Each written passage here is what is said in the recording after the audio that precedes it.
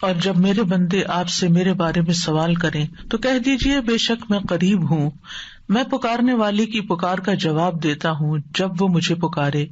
تو ان کو چاہیے کہ وہ میرا حکم مانیں اور مجھ پر ایمان رکھیں تاکہ وہ ہدایت پائیں. فاستغفروه ثم توبوا إليه إن ربي قريب مجيب.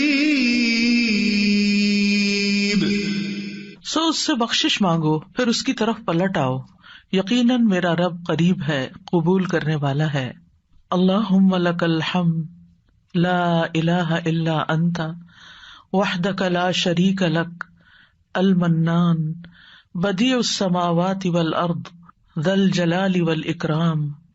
اے اللہ، ساری تعریف تیرے لیے ہے، تیرے سوا کوئی الہ نہیں، تو اکیلا ہے، تیرا کوئی شریک نہیں، تو بہت نوازنے والا ہے، تو آسمانوں اور زمین کا پیدا کرنے والا ہے، اے جلال اور اکرام والے رب.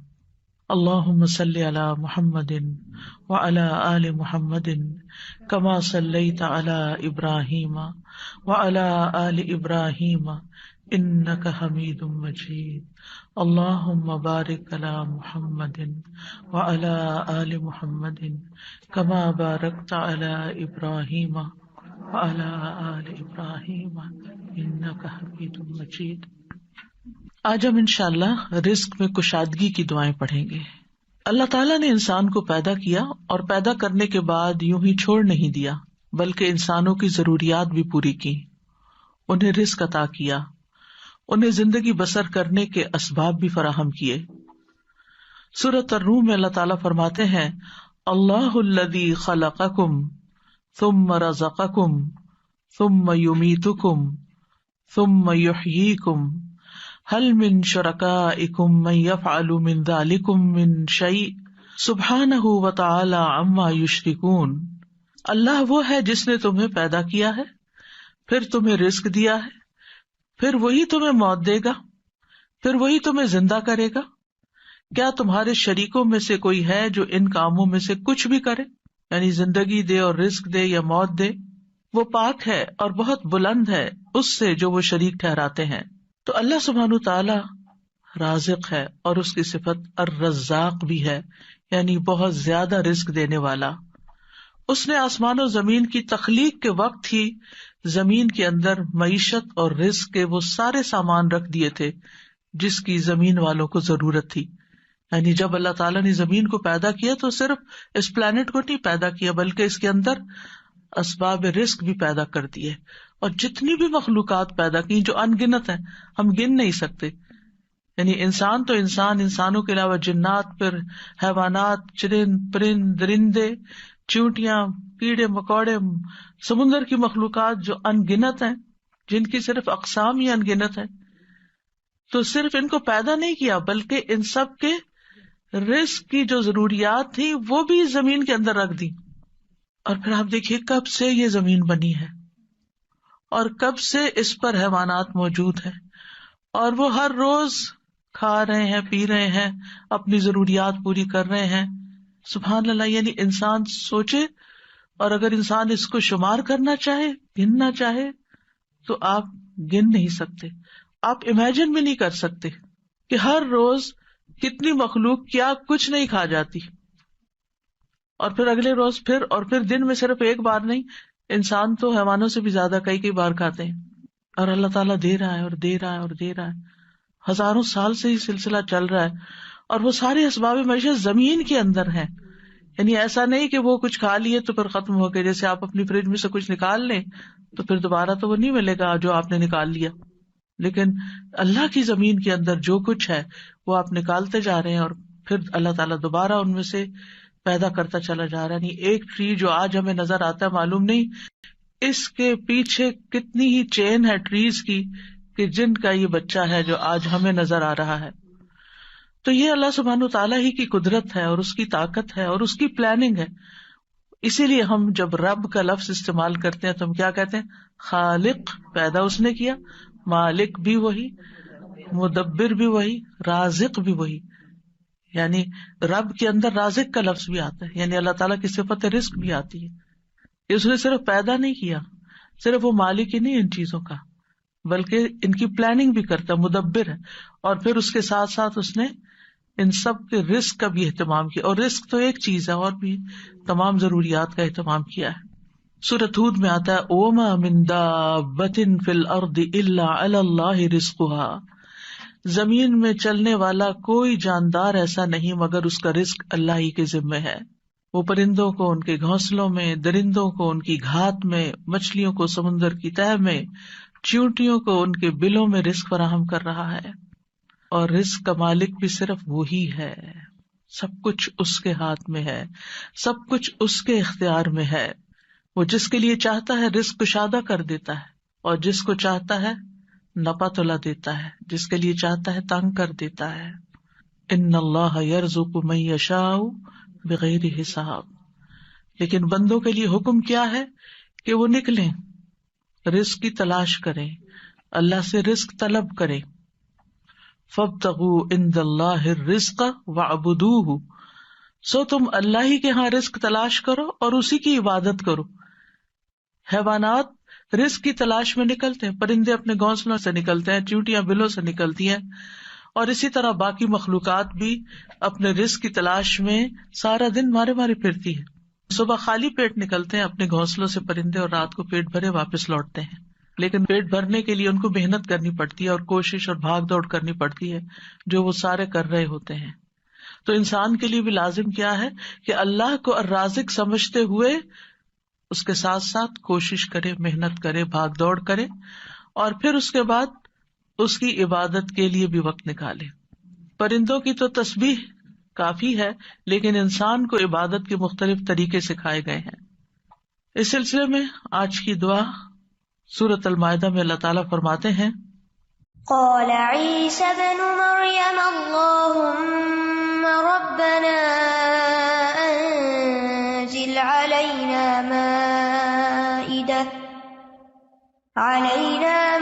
مائدة من السماء تكون لنا عيدا لأولنا وآخرنا وآية منك وارزقنا وأنت خير الرازقين. عیسیٰ ابن مریم نے کہا اے اللہ، اے ہمارے رب، تو ہم پر آسمان سے ایک خوان اتار جو ہمارے پہلوں اور پچھلوں کے لیے عید ہو جائے، اور تیری طرف سے ایک نشانی ہو، اور ہمیں رزق عطا فرما، اور تو سب سے بہترین رازق ہے. اس آیت میں عیسیٰ علیہ السلام کے زمانے میں ایک خاص واقعے کی طرف اشارہ ہے. عیسیٰ علیہ السلام نے جب لوگوں کو اللہ تعالیٰ کی طرف بلایا تو حواریوں نے اس پر لبیک کہا، آپ پر ایمان لائے، اور ایمان میں مزید اطمینان کے لیے عیسیٰ علیہ السلام سے کہا کہ کیا آپ کا رب یہ کر سکتا ہے، اس میں یہ قدرت ہے کہ ہم پر آسمان سے تیار شدہ کھانا اتارے. یعنی ویسے تو اللہ تعالیٰ زمین سے رزق دے ہی رہا ہے، تو ہم چاہتے ہیں کہ وہ آسمان سے ہمارے لیے کھانے کے لیے ریڈی ٹو ایٹ ہمارے لیے ایک خوان اتارے، یعنی پورا دسترخوان نیچے آئے. تو عیسیٰ علیہ السلام نے انہیں اس مطالبے سے روکا اور اللہ سے ڈرایا، کیونکہ یہ ایک طرح کا معجزہ تھا، اور معجزہ طلب کرنے کے بعد اگر کوئی شخص اللہ تعالیٰ کی بات نہیں مانتا تو پھر اس کی سزا بہت سخت ہے. لیکن حواریوں نے اپنے مطالبے کی 3 وجوہات بتائیں کہ ہم کیوں چاہتے ہیں کہ ہمارے ساتھ ایسا ہو. ایک یہ کہ ہم فکر معاش سے آزاد ہو کر یکسو ہو کر اللہ کی عبادت کریں. دوسرے یہ کہ ہمیں یقین حاصل ہو جائے کہ آپ جو کچھ ہمیں کہہ رہے ہیں کہ یہ اللہ کی طرف سے ہے وہ بالکل سچ ہے، حقیقت ہے، اور اللہ واقعی ہر چیز پر قدرت رکھتا ہے. اور تیسرے یہ کہ جب وہ دسترخوان نازل ہو تو پھر ہم سب خوش ہو جائیں. ظاہر ہے کہ اللہ کی طرف سے جو کھانا آئے گا تو اس کا تو پھر کیا ہی لطف ہوگا اور کیا ہی اس کا حساب ہوگا. تو ہم اس دن کو پھر خوشی کا دن بنا لیں، ہماری عید کا دن بن جائے، اور پھر ہم آئندہ بھی اس دن کو یاد رکھتے ہوئے ہر سال عید منایا کریں. جب ان کا یہ مطالبہ سنا تو عیسیٰ علیہ السلام نے نہایت عاجزی کے ساتھ اللہ رب العزت سے دعا کی، لوگوں کا یہ مطالبہ اللہ تعالیٰ کے سامنے پیش کر دیا، اور اللہ تعالیٰ سے دعا کی کہ لوگوں کو غیب سے رزق عطا فرمائے جو ان کے اگلوں اور پچھلوں کے لیے ایک یادگار خوشی کا دن بن جائے، اور یہ ایسا معجزہ ہو کہ لوگ اپنی آنکھوں سے دیکھ لیں کہ کس طرح آسمان سے اترا، یعنی وہ زمین کے رزق سے پھر مختلف چیز ہو، کیونکہ زمین کا رزق تو سب اپنی آنکھوں سے دیکھتے ہیں، جو کچھ زمین پیدا کرتی ہے اور جو سمندر سے اور مختلف سورسز سے ہمیں رزق حاصل ہوتا ہے، لیکن یہ جو آسمان کا رزق ہے obviously یہ زمین کے رزق سے مختلف ہوگا، تو اس سے ہمارا ایمان بڑھ جائے گا۔ تو عیسیٰ علیہ السلام نے عرض کی قال عیسی ابن مریم اللہم ربنا، آپ دیکھیے دعاؤں میں یا اللہم آتا ہے یا ربنا آتا ہے، یہاں عیسیٰ علیہ السلام نے دونوں صیغے استعمال کیے ہیں، اللہم ربنا یعنی حواریوں کا مطالبہ قبول کر کے اللہ سبحانہ وتعالیٰ سے نہایت عاجزی کے ساتھ دعا کی کہ اے اللہ، اللہم اے اللہ، ربنا جو ہمارا پالنے والا ہے، جو ہمارا رب ہے۔ اور اس سے یہ بھی ظاہر ہوتا ہے کہ عیسیٰ علیہ السلام اپنے آپ کو نہ اللہ سمجھتے تھے، نہ اللہ کا بیٹا، اور نہ ہی رب سمجھتے تھے، بلکہ وہ اللہ سبحانہ تعالیٰ کو یا اللہ اور یا رب کہہ کے پکار رہے تھے۔ تو اس سے کیا ظاہر ہوتا ہے کہ وہ خود رب نہیں تھے، اور نہ ہی وہ اس کے قائل تھے، اور نہ ہی وہ کسی چیز میں اپنا کوئی اختیار سمجھتے تھے۔ اور پھر یہ بھی دیکھیے کہ حواریوں نے عیسیٰ علیہ السلام سے یہ کیوں کہا کہ آپ دعا کریں؟ اگر وہ انہی کو رب مانتے ہوتے تو انہی سے مانگ لیتے۔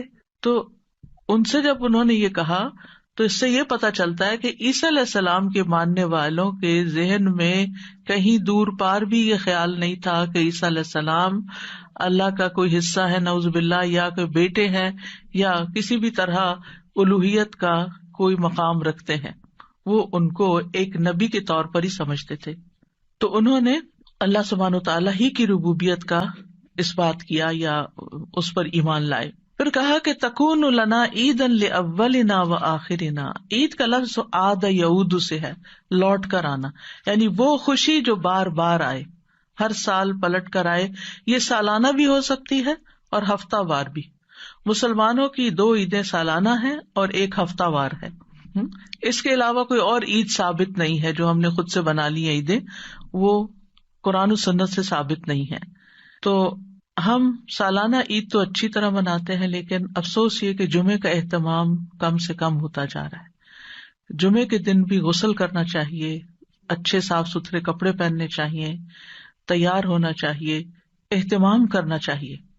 یعنی جمعے کا دن عام دنوں کی طرح نہیں ہونا چاہیے، یعنی وہ دن ہمارے لیے خاص دن ہے، اسے خاص دن سمجھ کر ہی اس میں سارے کام کریں، چاہے وہ عبادت کے ہوں یا جو دوسرے کام ہوں۔ اور پھر آپ دیکھیے کہ انہوں نے کہا کہ وہ دن ہمارے لیے عید کا ہو، لأولنا وآخرنا، ہماری پہلی فرسٹ جنریشن یعنی جو ہمارے دور کے لوگ ہیں، وآخرنا اور جو ہمارے بعد میں آئیں گے، وآیۃ منک، اور تیری طرف سے ایک نشانی بھی ہو، تیری قدرت کی علامت ہو، یعنی عیسیٰ علیہ السلام کی سچائی کی علامت ہو کہ یہ واقعی اللہ کے رسول ہیں اور انہوں نے جو کہا وہ سچ کہا۔ اور پھر وارزقنا وانت خیر الرازقین دعا بھی کی، اور یہ رزق کے حصول کی دعا بھی ہے، یعنی اتنا حصہ اگر انسان پڑھتا ہے، وارزقنا وانت خیر الرازقین، تو ہمیں عطا کر، ہمیں رزق دے، اور تو سب سے بہترین رزق دینے والا ہے۔ اور یہاں پر ہمیں کسی مشقت کے بغیر اپنے پاس سے رزق عطا فرما۔ اب آپ دیکھیے کہ اللہ سبحانہ تعالیٰ بہترین رازق ہے، یعنی کس اعتبار سے کہ جو اس کی طرف سے رزق آتا ہے وہ اپنی کیفیت کے اعتبار سے اور کمیت کے اعتبار سے بہترین ہوتا ہے، یعنی سب سے افضل ہوتا ہے۔ اور انسانوں نے اس کی جو شکلیں بنا لی ہیں، پروسیس کر لیا اس کو، تو وہ اپنی کیفیت کے اعتبار سے بہترین نہیں رہا، کیونکہ انسانوں کے لیے اس طرح فائدہ مند نہیں۔ آپ نے دیکھا ہوگا کہ جو چیزیں نیچرلی اگتی ہیں، گرو کرتی ہیں، اور جو فریش فوڈ آپ سی سے لیتے ہیں، سی فوڈ ہوتی ہے یا کچھ، یا ہم باقی غذاؤں کے مقابلے میں زیادہ صحت مند غذائیں ہوتی، خیر الرازقین۔ اور اس لیے بھی خیر الرازقین کہا گیا اللہ تعالیٰ کو کہ لوگ اگر اللہ تعالیٰ کی نافرمانی بھی کریں تو بھی وہ ان کو اپنا رزق دیتا ہے، وہ کفر بھی کریں، اس کا انکار بھی کریں، اس سے ناراض بھی ہوں، پھر بھی رزق دیتا ہے. لیکن بندوں میں سے جو کسی کو رزق دیتے ہیں وہ ایسا نہیں کرتے، حتیٰ کہ ماں باپ بھی اگر دیکھتے ہیں کہ بچے بات نہیں مانتے تو ان سے کنارہ کش ہو جاتے ہیں. آپ جہاں جاب کرتے ہیں جاب نہیں کریں تو آپ کو کوئی سیلری نہیں دے گا. انسانوں کا معاملہ یہ ہوتا ہے. لیکن اللہ سبحانہ وتعالیٰ آپ عبادت کریں یا نہ، آپ نماز پڑھیں یا نہ، آپ روزہ رکھیں یا نہ، وہ آپ کو کھانے کو دیتا رہے گا. تو اس دعا سے یہ پتا چلتا ہے کہ انسان جب دعا کرے تو بہت عاجزی کے ساتھ دعا کرے اور اللہ تعالیٰ کو اس کے بہترین ناموں کے ساتھ پکارے. اللہم ربنا، یہ دونوں نام اکٹھے بھی کر سکتے ہیں، اور اس کے علاوہ بھی یا رزاق، یا فتاح. اور پھر یہ کہ انتہائی عاجزی اور انکساری رویے میں بھی ہونی چاہیے کہ اللہ ہم محتاج ہیں، تو دینے والا ہے. اور پھر اللہ تعالیٰ سے بہترین رزق مانگنا چاہیے، یعنی تو بہترین رزق دینے والا. اللہ تعالیٰ کی صفت کو بیان کیا جا رہا ہے، یعنی ہمیں بھی ایک طرح سے انڈائریکٹلی کیا کہا جا رہا ہے کہ ہمیں بھی بہترین رزق عطا فرما. رزق کیا چیز ہے، یعنی رزق کا اطلاق کس کس چیز پر ہوتا ہے؟ ابن منظور لسان العرب میں کہتے ہیں رزق سے مراد ہر وہ چیز ہے جس کے ساتھ ہر زندہ مخلوق کی زندگی قائم ہوتی ہے، یعنی جس پر زندگی کا انحصار ہوتا ہے، خواہ وہ چیز مانوی ہو یا مادی ہو. مانوی سے مراد یعنی جس کو ہم چھو نہیں سکتے، جس کو ہم جانتے ہیں، سمجھتے ہیں، محسوس کرتے ہیں، یعنی انٹینجیبل جس کو آپ کہہ سکتے ہیں. تو رزق دونوں طرح ہوتا ہے، ٹینجیبل بھی اور انٹینجیبل بھی. اسی طرح بعض نے یہ کہا کہ ہر نعمت ہی ایک طرح سے رزق ہے، یعنی جتنی بھی نعمتیں ہمیں ملی ہیں وہ ساری رزق ہیں. یعنی صرف مال ہی رزق نہیں ہے بلکہ رزق کا ایک وسیع دروازہ ہے. ہر وہ چیز جو اللہ تعالیٰ بندوں پر نعمتوں کی صورت میں انعام فرماتا ہے، جیسے مال، اولاد، ہسبینڈ، اہل و عیال، ماں باپ، پھر اسی طرح صحت، محبت، قبولیت، یہ ساری چیزیں رزق کہلاتی ہیں. اور یہ اللہ تعالیٰ کی طرف سے تقدیر میں مقرر کر دی گئی ہیں. یعنی اللہ تعالیٰ نے ہر بندے کا رزق مقرر کر رکھا ہے کہ اس کو کتنا دینا ہے. تو انسان کے لیے پھر کیا لازم ہے کہ اللہ جب دے تو پھر انسان شکر ادا کرے. جیسے اوپر میں نے ذکر کیا کہ حصی اور مانوی دونوں اعتبار سے جو نعمتیں ہمیں ملی ہیں وہ رزق ہے، تو محبت بھی ایک رزق ہے. حضرت عائشہ کہتی ہیں میں نے نبی صلی اللہ علیہ وسلم کی ازواج میں سے کسی پر رشک نہیں کیا سوائے خدیجہ رضی اللہ عنہا کے، اور میں نے حضرت خدیجہ کو نہیں دیکھا، یعنی ان کو زمانہ نہیں پایا. وہ فرماتی ہے کہ رسول اللہ صلی اللہ علیہ وسلم جب بکری ذبح کرتے تو آپ فرماتے کہ اس کا گوشت خدیجہ کی سہیلیوں کو بھیج دو. وہ کہتی ہے کہ ایک دن میں غصے میں آ گئی. میں نے کہا آپ ہر وقت خدیجہ خدیجہ کرتے ہیں اور اس کی سہیلیوں تک کا خیال رکھتے ہیں. تو رسول اللہ صلی اللہ علیہ وسلم نے فرمایا انی قد رزقت حبھا، مجھے خدیجہ کی محبت عطا کی گئی ہے، یعنی اللہ نے میرے دل میں اس کی محبت ڈالی. انسان کسی کو مرنے کے بعد صرف محبت کی وجہ سے یاد رکھ سکتا ہے کہ جس کے ساتھ آپ کا کوئی قلبی تعلق ہو، اور یہ بھی اللہ دلوں میں ڈالتا ہے.